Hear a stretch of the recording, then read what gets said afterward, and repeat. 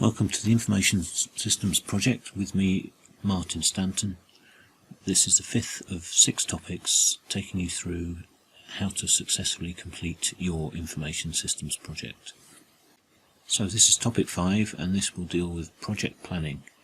You will have already covered some project planning material on your course, so this is more of an overview of the planning techniques that you should apply to your project, and it gives you an idea of how you should apply them to that project. During the last lecture we looked at the development of use cases and use case diagrams for initial requirement specification. You carry out this initial specification to get a clearer picture of what is involved in the project, and this is particularly important when you're completing a project that is new to you and you have no experience of.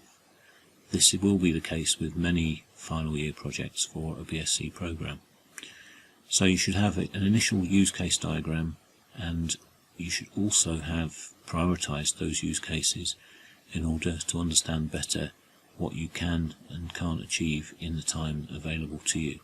So we'll use this as a basis for the rest of the project planning. You'll now have a set of tasks that you can achieve for the development, as well as some other tasks that will include the planning itself, the completion of research, writing of reports, and so on. So, just to recap, you've looked at developing use cases and prioritising that development. We'll now move on to planning the project. So in this topic we're going to look at development, the planning of your development. You've already dealt with your use cases. We're going to look at the project planning process, what is involved in project planning, and we're going to look at the project management techniques that are required in order to complete this project. Finally, we'll discuss some issues around monitoring of projects and how you maintain the project plan throughout the project. One thing you have to remember is that things will change through the project. Your understanding of what you're doing will change as you learn more, and therefore the project plan should change to reflect that new understanding and the changes that brings to a project. So the project plan should never be a static document. It should never be completed at the start of the project and then never touched. It should change, and the requirements that you are going to complete should change through the project. So by the end of this topic you should be able to create a project plan and apply it to your project. Apply project planning techniques, particularly looking at Gantt charts, work breakdown structures and activity networks. And you should also be able to monitor progress on your project and update your Gantt charts to reflect that progress. What we have to remember is that projects are always complex undertakings. They take considerable time and effort. Your project overall will take 12 weeks plus a few extra weeks for breaks and vacations, during which I would expect you to be working. Your project requires that you do something that you've never done before, or is very likely to. So therefore there's a high amount of risk in this project, and you'll learn more about what you're trying to achieve as you go through the project. The project also requires you to combine knowledge from a number of different areas. So in this case we're dealing with project planning, but previously we've looked at use cases. You will have done some work on databases and you'll be drawing on that to create your database. You will have done some programming in the past and you'll be drawing on that knowledge in order to create your application. You may well have done some work on business and business studies and looking at strategic management, and that again will all be drawn on in order to build your information system. Also, your project requires you to create a system that meets some user need, and users are quite fickle creatures, and their understanding of their needs will change over time and not necessarily change with the way that you see the need and you see the development. And all of these things require some advanced consideration of the project and some careful planning to ensure that you can complete everything on time. Project planning generally uses a number of tools, but the most common of those are listed here. First of all, we have the work breakdown structure. This is a tool that we use early in the project planning phase, and it helps us to understand the project deliverables. Again, I'll go back to the notion of use cases. They help us to understand the deliverables, but this is more of the product deliverables. But the work breakdown structure is applied to the whole project and will provide us with a better understanding of all the project's deliverables. So in addition to developing the application, we'll also be developing some documentation, we'll also be producing some analysis and designs, and we'll also be carrying out some research. And these are all parts of the project, but the analysis, the research, and probably the designs as well are not actually part of the developed application, not part of the product that you're producing. So the work breakdown structure helps us understand all of the deliverables for the whole of the project. Secondly, we've got activity networks. Once we've broken down the project into a series of tasks or work packages, then we can create an activity network which looks at the relationship between those activities and which of those are dependent on which others. So the activity network enables us to structure the project. Thirdly, once we've created an activity network, we will want to gain an understanding of how long the project is going to take. So to do this, we use a technique called critical path analysis. This helps us to schedule the activities and to understand how taking the time for each task will enable us to understand the time it's going to take for the whole project. This is quite commonly done using a Gantt chart, which is the next thing on the list, but actually it's almost impossible on a complex project to do so accurately. So the critical path analysis is used to give us an idea of how long the project is going to take based on our estimates of the task durations. Once we've got a full time schedule for the project, then we may find we have to change that, but that's perfectly acceptable and perfectly normal. Finally, we use Gantt charts to help us monitor and amend the project schedule. Gantt charts are not a tool for developing a plan, but they're a tool for demonstrating the plan and a tool for communicating the plan. They're ideal for communicating with clients and so on, because they are fairly simple to read. So the Gantt charts are important, but they are there for monitoring and amending the project schedule, not for creating the initial plan. And we can't create a Gantt chart until we've completed the previous 3 activities. So if we have a look at the work breakdown structure, this is a traditional approach to project planning. There are other more modern techniques, but in reality the work breakdown structure is perfectly adequate for nearly all projects. Projects broken down using the work breakdown structure into increasingly smaller pieces. So we have a project as a whole, and then we'll break it down into a smaller number of pieces called tasks or work packages. And we'll break the project down and continue to break it down into smaller and smaller pieces until we have some nice small, what we call atomic work packages. So as an example, just to clarify what the work breakdown structure does, consider a project that's to propose an information system for a medium-sized manufacturer of widgets. If you don't know what widgets are, it really doesn't matter. So this project that we're using as an example is going to carry out some initial investigations and then report on its findings. So just as a note, it's not a development project like yours, it's just an investigative project. It's going to do some research and write a report. So the top level structure for the work breakdown structure looks very much like this. So we have the project as a whole at the top of the structure, and the 2 main activities involved in this example project are conducting the investigation and then producing the report. So that's fairly simple. What we have to bear in mind is that conducting an investigation actually involves a number of things, and producing a report actually involves a number of things.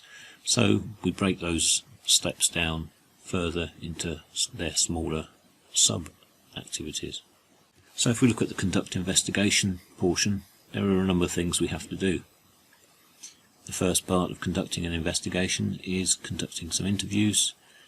Then we might investigate other systems. After that we may analyse some requirements. We might investigate some software packages, and then we might investigate some hardware. Okay, so all of these subtasks all are part of conducting an investigation. Just as a note, the work breakdown structure doesn't have to demonstrate each of these tasks in the order in which they're going to be completed, so long as it's clear that these are subtasks of the parent task. So we can break this down further. If we consider the conduct interviews task, then we may find that in this particular example we have to interview a number of people. So we may interview the managing director, the finance director, the stores manager, the sales manager, and there may be other people we need to interview as well. The fact that we don't necessarily know all of the people that we need to interview doesn't mean that we can't allocate time to those things. And if we break this down further, we can find that when we're interviewing any of the managers, in this particular example the stores manager, then there's a number of activities that need to be done as well. So in this particular example again, we consider that we would need to conduct the interview, write some notes, review those notes, create a data flow diagram from those notes, and then review the data flow diagram. Actually, if we were really interviewing stores manager, there would be an element of planning involved as well, and we should prepare our interview very carefully beforehand, but that's not actually shown in this example.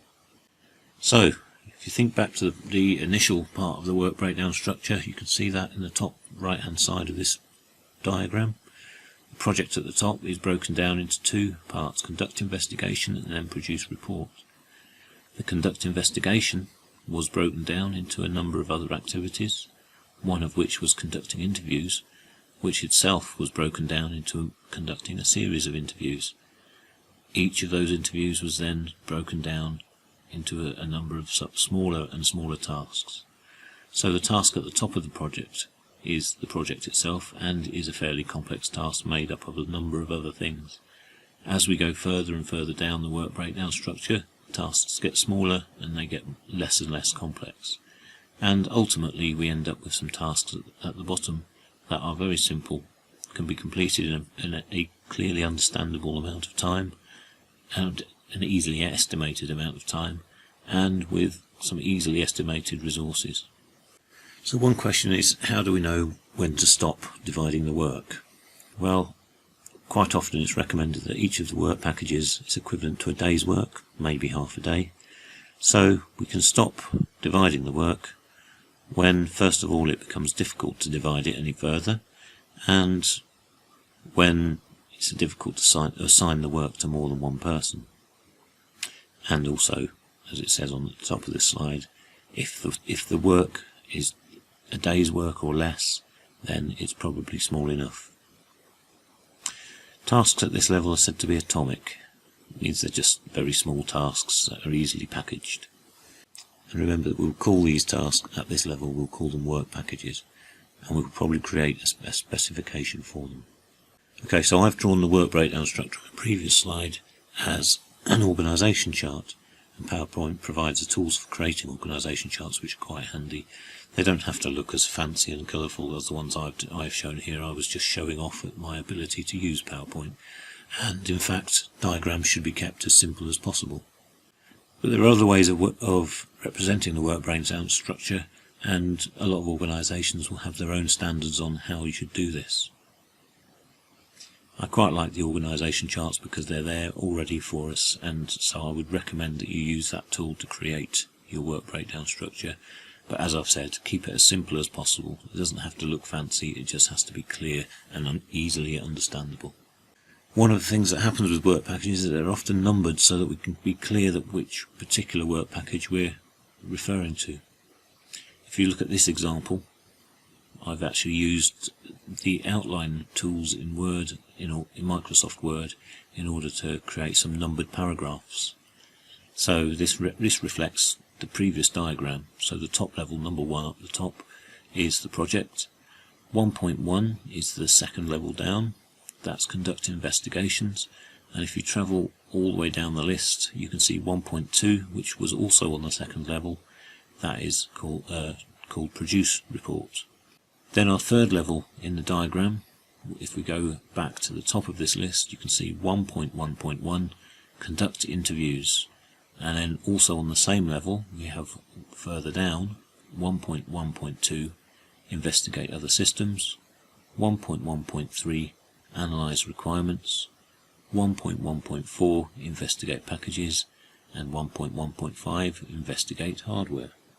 And then we have two more levels.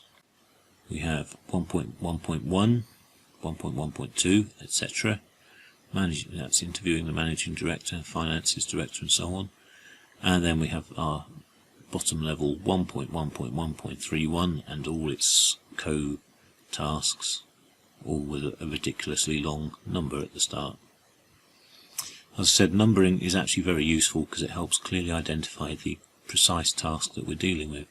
So if you look at this example of 1.1.3.4 in the middle of the text, then you can see a task called create DFD. Well, that particular name of that task may appear under another heading. It might appear under the finance director heading as well, with the same name. And the only way we will know the difference between them is by having a different number. It's very likely that the same create DFD task under the finance director would actually be number 1.1.2.4 rather than 1.1.3.4. So we can see numbering is quite useful. It helps us to give a unique identifier to each of the work packages so that the names of the work packages can be relevant and actually give us information about the task that we're carrying out. So this is a hierarchical numbering system. This should really be used if you're using a diagram. You should use this numbering system as well. That way you can identify your work packages. I've used Microsoft Word for creating this using the outline numbering tool in Word, and it's pretty good at doing the job, so I would highly recommend that you do the same. It's a tool that's not created for this task, but it does the job very well, so use the tools that are available.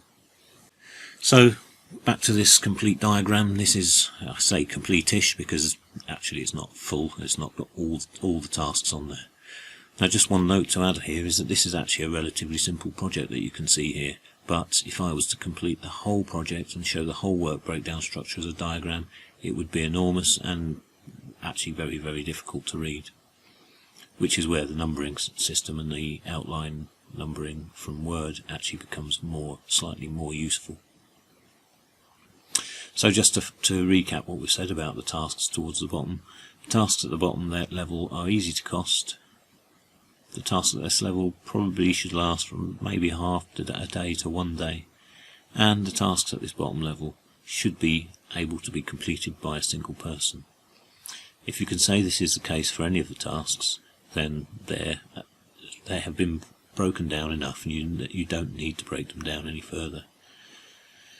And another note to add is that you don't have to have bottom level tasks at the bottom of every level. For example, I could have decided that the produce report task, which is only on the second level here, is actually an atomic task able to be produced by one person in 1 day.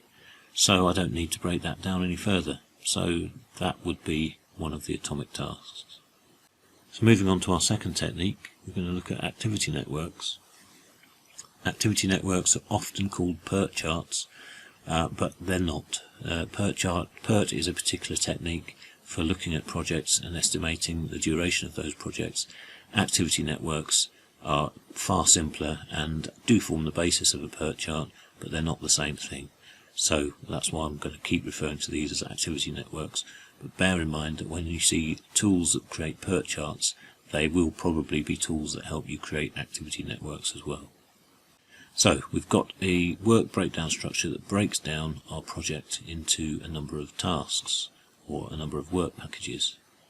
Each work package is documented, and there will be some templates rolling around somewhere on the internet, and you can have a look at those, or you can create your own in order to do that. I do advise creating a template so that you've got a consistent look to all of your work packages.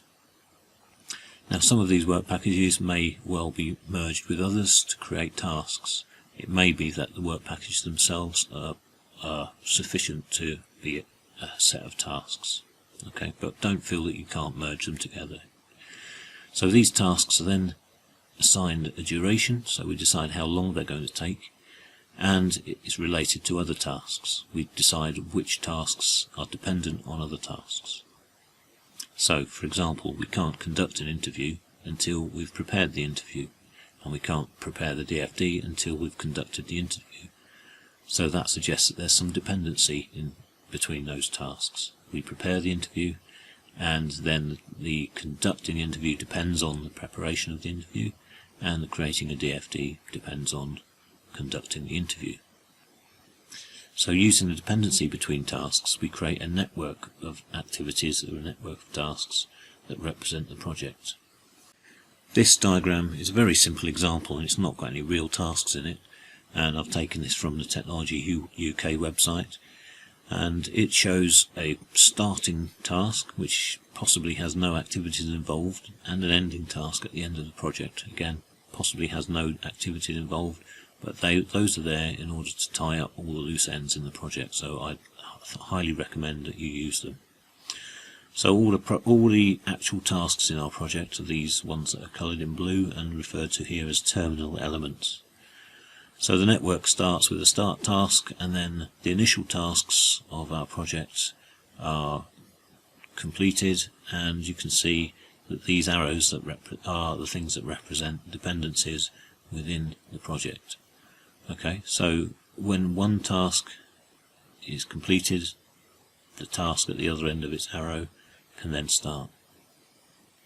So we can't start the task until the previous one is completed. And if there are more than one arrow going into a previous task, then we can't start the task until all the previous tasks are completed. So the activity network uses arrows to represent the dependencies between the tasks. So we will draw all of our tasks on a diagram and then draw arrows to represent the dependencies. Once we've created an activity network, then we're at the point where we can do critical path analysis. This is carried out in the early stages of project planning, and it shows us if our project, as planned, can be completed on time. This is all part of the analysis of the project, trying to understand the details of the project and how it works. And really at this stage what we're trying to do is to see whether or not the things that we believe we have to do can actually fit into the time that we've been given. So we'll carry out some critical path analysis on our tasks, on our activity network, and that will give us an idea of whether or not we can complete our project on time, and if we complete it on time, it's usually on budget. It's very likely that as a result of critical path analysis that we'll find that the project isn't going to complete on time, so we'll then have to adjust the plan. Okay, we should make sure that we use an honest view of the duration of the project, so that we know how much we've actually got to achieve in the time that we've been given. Adjusting the plan, so we've looked at the view of how long it's going to take. We find out we're not going to fit the work into the time we've given, and so we have to adjust it, and in order to do that we may find that we need to remove some of the tasks, or maybe we need to add resources so the tasks can be completed more quickly. The other thing that critical path analysis does is shows us which tasks must be completed on time in order to complete the remainder of the project on time. These set of tasks are called the critical path through the project. Okay, so once our project is planned, we need to look at it carefully to find out if it's an achievable project. Is it achievable on time, and is it achievable on budget? For your projects, of course, you don't need to worry about budget, but time is actually a very significant factor. So what you would need to do is to do your critical path analysis early on in the project planning, and use that to tell you how long your planned project is, so that you can actually remove tasks and make sure that the project you are going to actually attempt is actually achievable. So one of the ways that we can deal with adjusting our project is to review the priorities given in our use cases. Okay, they're a good bargaining tool that we can use with the client, and we can go to the client and tell them basically that if they want this project completed on time, then they're going to have to lose some of the functionality. Okay, and that can help them to prioritise their functionality. The client will put everything at high priority. Everything will be a must-have in the project, so we need to give them some means by which to start thinking about which is the most important functionality, and therefore allow them to lose some of their less important functionality. So if our project is going to take too long, then we do need to discuss this reprioritization with the client. Here, with this project that you're doing, you're really acting as client and as the developer. So you're going to have to be honest about how long you believe these activities are going to take in your project, and you're going to have to then reprioritize the use cases. Again, this isn't you failing to achieve your project. What it is you carefully planning your project and making it realistic.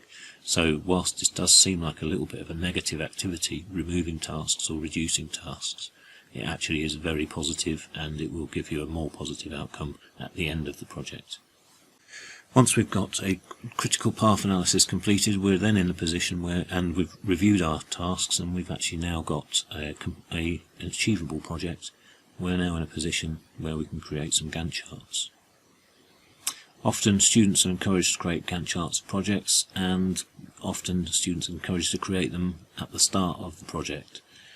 Unfortunately, this isn't a very good way of actually planning a project, and it's actually almost impossible to create an accurate Gantt chart that reflects the realities of the project.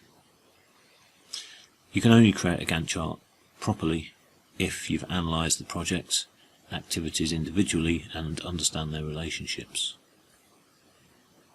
So Gantt charts have to be created after the critical path analysis has been completed and once the project plan has been reviewed. So there's a number of things that appear on a Gantt chart, and they're as follows. We have a timescale that's appropriate to the length of the project, so we may use weeks or days or months as the timescale depending on the overall length of the project. If the project's going to take a year, then months are appropriate. If it's going to take 12 weeks, then weeks are probably appropriate. If it's going to take 7 days, then days are an appropriate measure. So choose an appropriate timescale to fit your project. Gantt chart must have planned start and finish times for each of the activities, and these activities will be shown as a bar on the Gantt chart. The starting point would be at the start time, the ending of the bar would be at the ending time of the activity. There also needs to be an indicator of the current time. Okay, when we look at the Gantt chart, we're looking at it to understand our current progress on the project. So we need an indicator that shows what the current time is at the time of looking at the Gantt chart. So throughout your project you should actually have a number of Gantt charts, each with an indicator at a different point to show what progress you had made at that particular point in time. And you should have an honest reflection of the actual progress to date on each activity.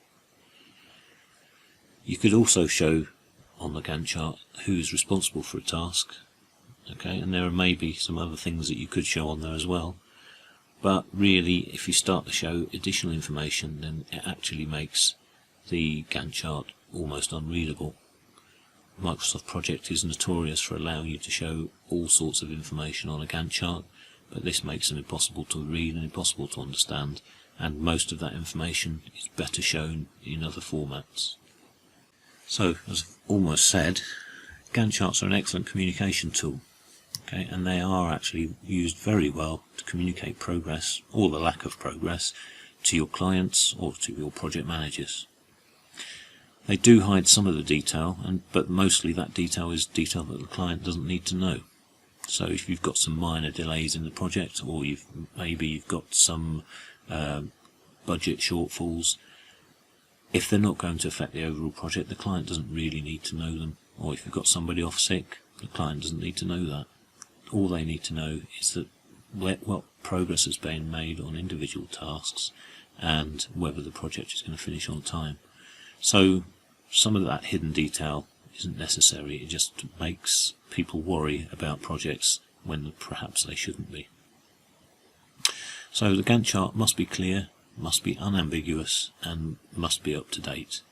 So it's got to be clear and easy to understand, so don't put too much information on.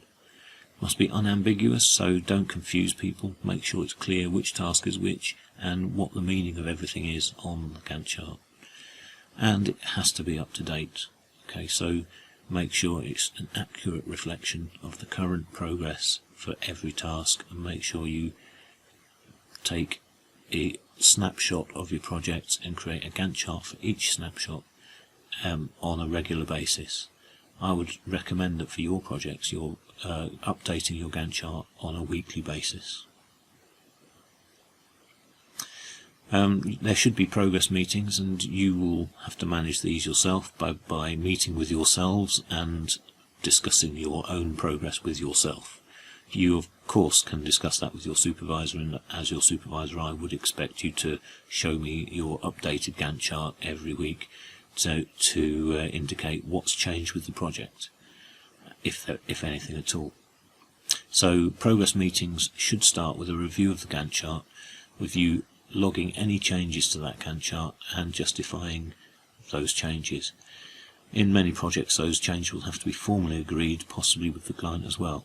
So, but with your project, for this project, this academic project, I do require you to review your Gantt charts each week, but you're the ones that are making the decisions about changes, and as long as you can convince me that those changes are necessary, I'll be happy with that. Okay, so you've already analysed the requirements for the development of the project, but there's lots of other things that you need to do, and I've already mentioned this. You'll need to create a work breakdown structure for the project, and you'll now need to carry out critical path analysis of your project and produce a Gantt chart. So all of these things need to be part of the project plan. So what I'd recommend that you do as for your tutorial material for this set topic is to create a work breakdown structure that represents all of the activities that are involved in the project. This will include the use cases that you've set aside as to be completed for this particular project, as well as all the other surrounding project management activities, including the research activities you have to carry out, any exercises that you have to do in order to learn the languages that you're using, any testing that you're going to carry out, and also the planning parts of the project. You should also include milestones for your interim report and any other reporting you're going to do, and remember that you're going to update your Gantt charts every week, and you're going to provide me with an updated copy and a justification for the changes that have been made. Okay, you'll find in the book by Dawson and in the book by Weaver, you'll find some sections on project planning. Ian Somerville in his software engineering book will talk about project management as well, and unfortunately there's an incomplete reference down here at the bottom for Cottrell and Hughes. There is a project planning for information systems book by Cottrell and Hughes, so have a look and see if you can find any more information about that by using Google. This just is a classic example of very poor referencing, and this is a deliberate example to show how you shouldn't reference in your project reports. Okay, so remember that you should have a full reference, because that makes it easy for you to find the information. So that was topic 5. Hope it's been useful for you. It was a review of project planning, and it wasn't intended to be a detailed lesson on project planning, but you can always discuss these techniques in the discussions online, and also you can clarify anything that you need to know in the chat sessions. So as I've said, that was topic 5, project planning. You should now be able to go ahead and plan your projects. Any questions, then meet me in the chat room during the week, and also post up any discussion questions to share with your fellow students.